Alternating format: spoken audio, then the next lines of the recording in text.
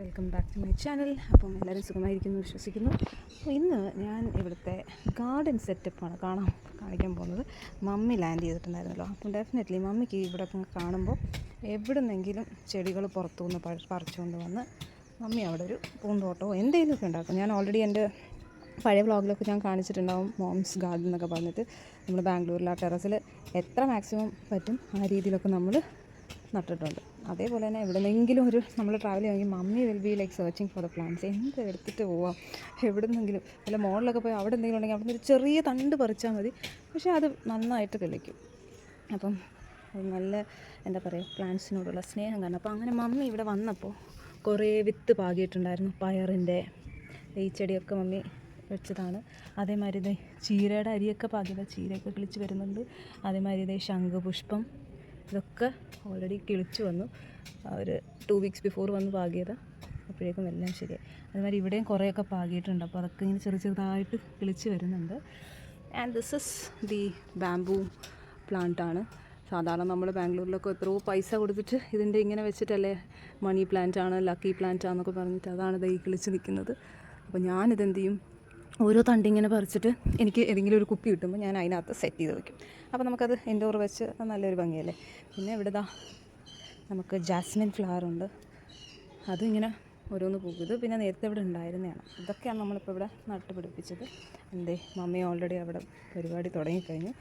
ഇങ്ങനെ നമ്മൾ ഇന്നലെ ജസ്റ്റ് വാക്കിങ്ങിന് പോയപ്പോൾ അവിടെ നിന്ന് കുറേ റോഡ് സൈഡിൽ നിന്ന് പറിച്ചുകൊണ്ട് വന്നതാണ്. ഇപ്പോൾ ഈ നടുന്നത് ഓമ പപ്പായാണ്. സോ ഇത് വന്നിട്ട് നിങ്ങൾക്കൊക്കെ അറിയാം, സൺഫ്ലവറിൻ്റെ ചെടിയാണ് കേട്ടോ. ഇതും റോഡ് സൈഡിൽ നിന്നതാണ്.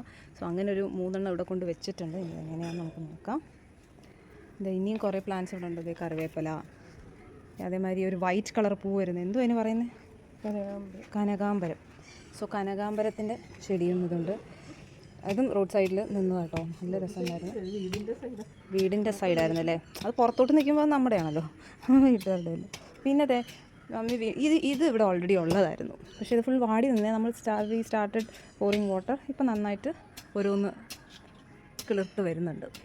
പിന്നെ ഇത് ഇവിടെ ഉള്ളതായിരുന്നു, ഈ ഒരു സ്നേക്ക് പ്ലാന്റ്. അതും ഇപ്പോൾ നന്നായിട്ട് കിളിച്ചിരുന്നു. നേരത്തെ നോക്കുമ്പോൾ ആകെ മുരടിച്ച് നിൽക്കുകയായിരുന്നു.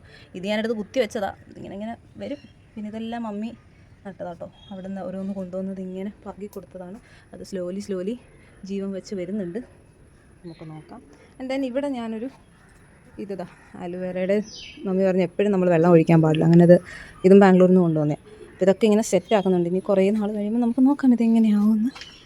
ഓക്കെ, അപ്പോൾ ഇതൊക്കെയാണ് ഇവിടുത്തെ. പിന്നെ ഇവിടെ ഒരു ചെമ്പയുണ്ട്, പക്ഷേ ഇതൊന്നും എപ്പോഴാണ് പൂക്കുന്നതെന്ന് അറിയത്തില്ല. പിന്നെ ഒരു തേങ്ങയൊക്കെ എപ്പോഴാണോ വീഴുന്നത്. ഇപ്പുറത്തെ വീട്ടുകാരുടെ അടുത്ത് ഡബ്ഡോളിക്ക ഉണ്ടെന്നത്. ചിലപ്പോൾ ഒക്കെ വീഴും കേട്ടോ. അവിടെ നല്ല എന്താ പറയുക, നന്നായിട്ട് പഴുത്ത് ഇങ്ങോട്ടൊക്കെ വീഴാറുണ്ട്.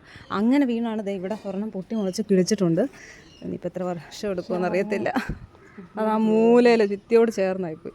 പിന്നെ ഒരു തെങ്ങും, പിന്നെ എന്താ ഉള്ളത്, ഈ പ്ലാന്റ് ഞാൻ പറഞ്ഞില്ലേ, നമ്മുടെ show plant. And then we have A mango tree. ഇത് പൂത്തിട്ടൊന്നുമില്ല, നമുക്ക് നോക്കാം അത് എപ്പോഴാണ് ഇതാവുന്നത്. പിന്നെ ആ സൈഡിൽ കിണറ്റിൻ്റെ അവിടെ വന്നിട്ട് we have an yellow flower. അതെപ്പോഴും കോളാമ്പി ഫ്ലവർ എന്നാണ് പറയുന്നത്. ഇംഗ്ലീഷിൽ എന്താ പറയുന്നത് അറിയില്ല, ഗൂഗിൾ ചെയ്ത് നോക്കേണ്ടി വരും. സോ ഇത് നല്ല എന്നും പൂത്തിരിക്കും. It is very beautiful.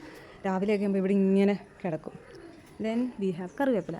പിന്നെ എല്ലാ വീട്ടിലും ഉണ്ട് കേട്ടോ. ഇവിടെ ഏത് വീട്ടിലാണ് ഇല്ലാത്തതെന്ന് ചോദിക്കുന്നത്. ചില വീട്ടിൽ 3-4 എണ്ണമൊക്കെയാണ് ഉള്ളത്. അപ്പുറത്തെ പറമ്പിലൊക്കെ എല്ലാ വീട്ടിലും നോക്കിയാൽ അവിടെയൊക്കെ ഒരു കറിവേപ്പില ഉണ്ടാവും. അങ്ങനെ ഒരെണ്ണം കിളിച്ചു വരുന്നത് ഇവിടെയും നിൽക്കുന്നുണ്ട്. അങ്ങനെ അപ്പോൾ ഇതൊക്കെയാണ് നമ്മുടെ പ്ലാന്റ്സിൻ്റെ വിശേഷങ്ങൾ. അപ്പോൾ വീണ്ടും അടുത്തൊരു വ്ളോഗുമായി കാണുന്നവരെ bye and take care guys.